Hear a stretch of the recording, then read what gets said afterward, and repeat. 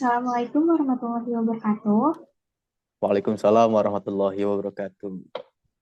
Sebelumnya saya izin memperkenalkan diri. Saya Aisyah Rahmawati dari Program Studi Pendidikan Kimia Fakultas Matematika dan Ilmu Pengetahuan Alam Universitas Negeri Jakarta.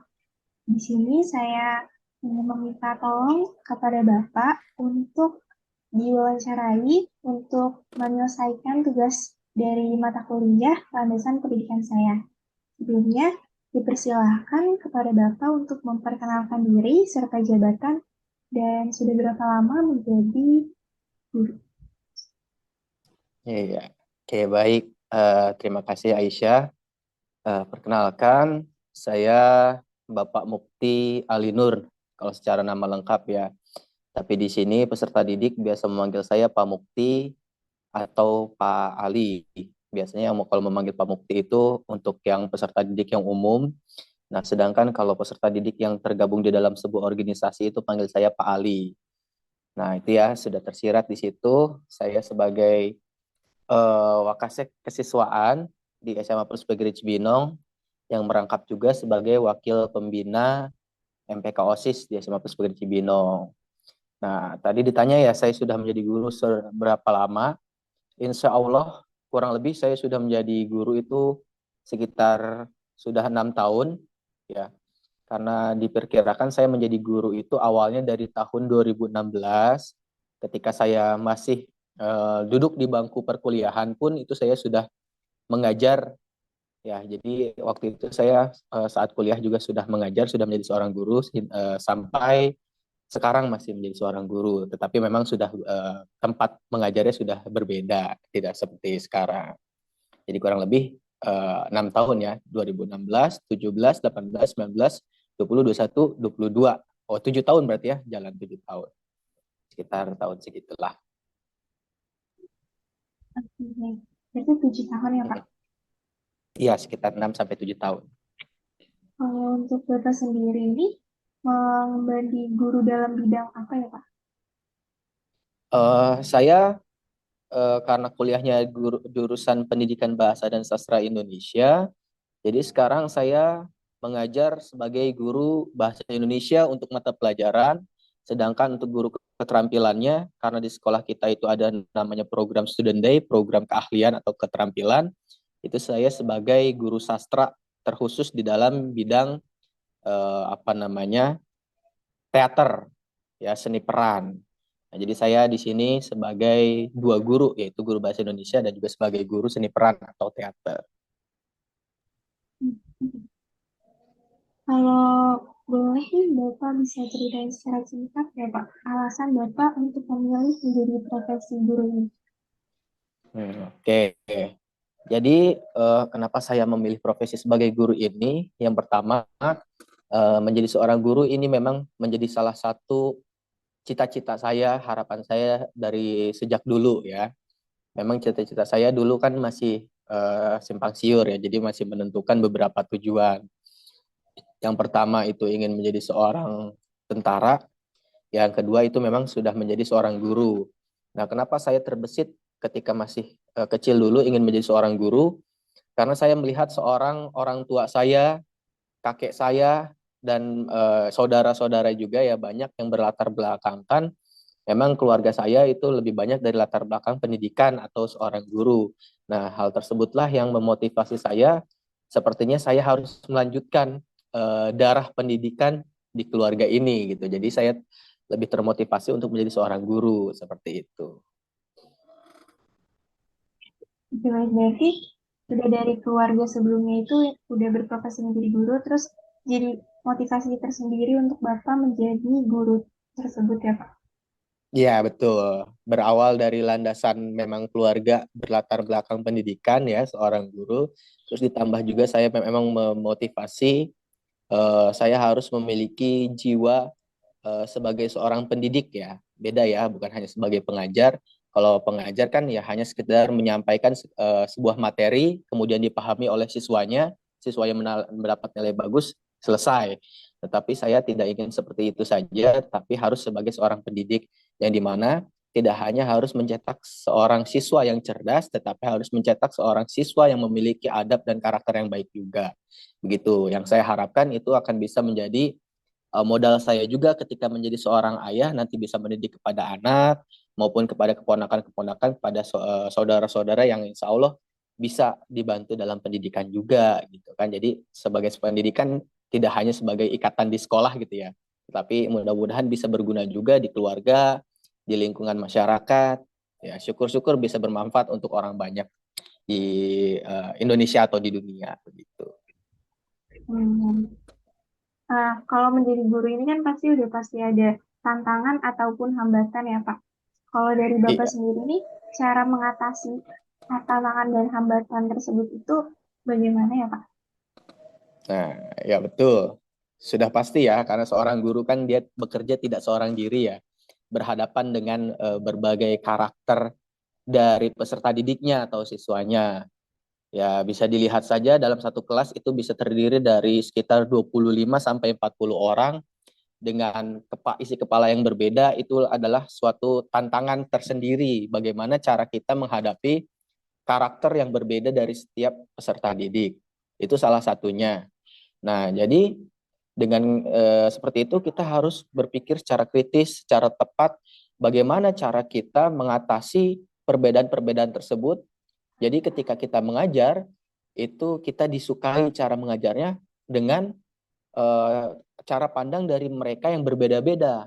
Nah, bagaimana cara mereka yang berbeda-beda itu menjadi satu tujuan di dalam seorang pendidik nih, gurunya gitu kan, membawa alur atau membawa pengelolaan dalam pembawaannya saat mengajar di dalam kelas. Yang karakternya pendiam jadi bisa hidup gitu ya, bisa apa namanya aktif. Yang karakternya hiperaktif bisa menjadi agak tenang. Yang karakternya males bisa menjadi semangat gitu. Yang karakternya memang sudah aktif ya bisa memberikan peluang kepada teman-temannya. Nah, itu kan menjadi sebuah tantangan ya tentunya karena tadi isi kepala manusia itu berbeda-beda, karakternya berbeda-beda, tetapi kita sebagai seorang guru, sebagai leader di dalam satu kelas harus memimpin, mengelola dengan baik sehingga terciptalah proses kegiatan belajar mengajar yang menyenangkan, yang kondusif dan juga sukses tentunya. Seperti yang tadi saya bilang, tujuan sebagai seorang pendidik tentunya bukan hanya mencerdaskan dari peserta didiknya, tetapi harus mencetak dari adab dan karakternya juga. Itu. Jadi untuk menjadi seorang guru itu tantangan dan hambatan tersendirinya itu banyak juga ya Pak. Ya, betul. Banyak. Salah satunya itu tadi karakter. Kemudian tentunya perkembangan zaman ya berbeda tentunya ya zaman sekarang nih zaman serba teknologi berbeda dengan saya ketika dulu saat masih sekolah ya tidak terlalu banyak mencampurkan ke bidang teknologi.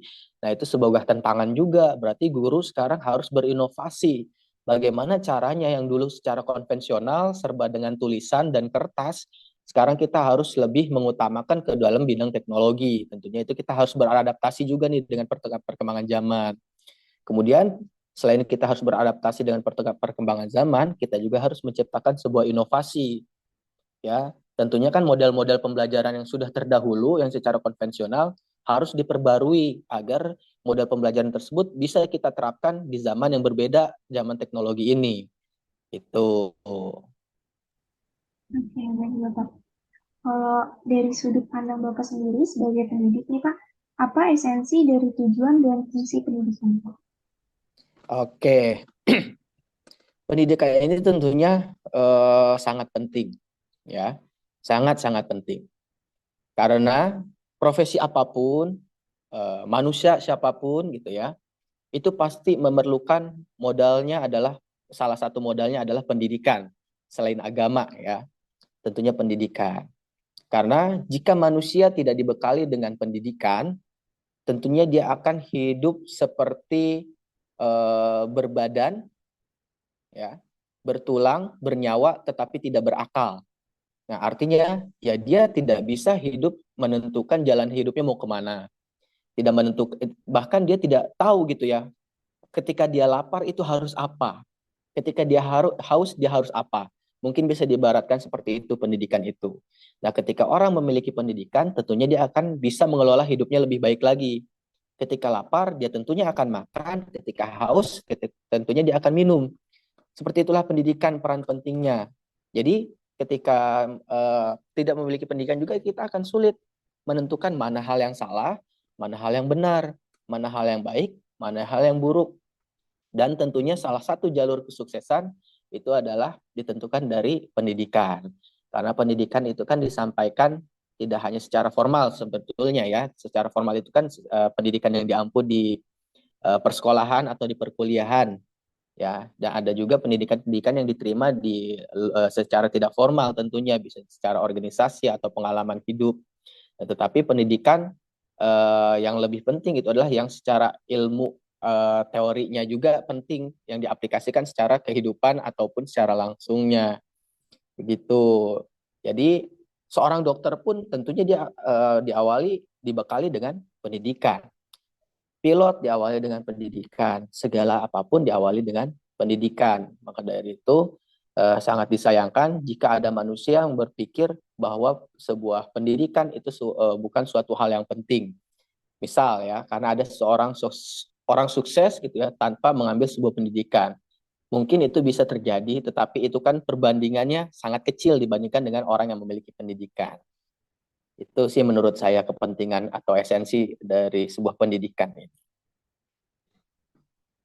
Oke, baik. Terima kasih, Bapak.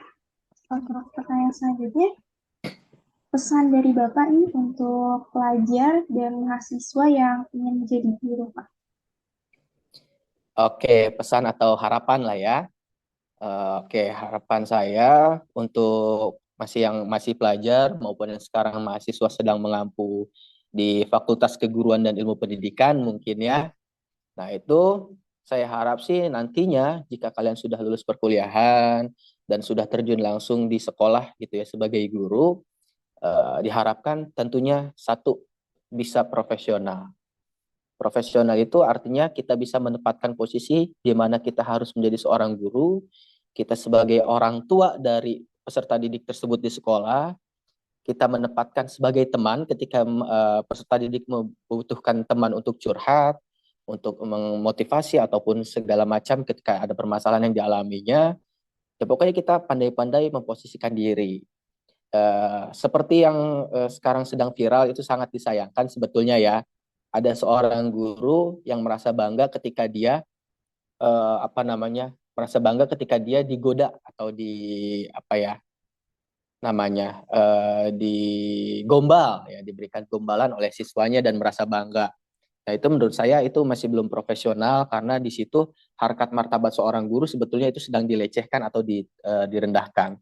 Sebetulnya boleh-boleh saja untuk menciptakan suasana yang menyenangkan, tetapi dilihat dari konteksnya dan juga dari situasinya. Jika memang itu masih di dalam kelas dan konteks yang formal, itu tidak boleh terjadi. Nah, itu yang dikatakan profesional.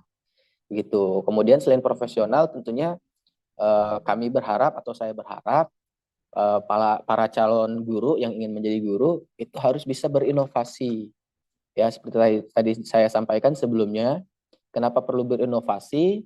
Karena pasti nanti ketika kalian ingin menjadi guru di beberapa tahun ke depan, akan berbeda zamannya dengan zaman sekarang. Tentunya akan mengalami perkembangan lagi, kemajuan lagi, entah teknologinya lah atau dari segi lainnya. Nah, itu kalian harus bisa beradaptasi, harus bisa mengikuti. Jangan sampai mentang-mentang ketika kalian sekolah gitu ya, tidak menggunakan teknologi, terus kalian menjadi guru, kalian tidak menerapkan teknologi. Nah, itu tidak sesuai dengan zaman yang sekarang. Nah, artinya kalian harus beradaptasi dan menciptakan inovasi tadi. Ya.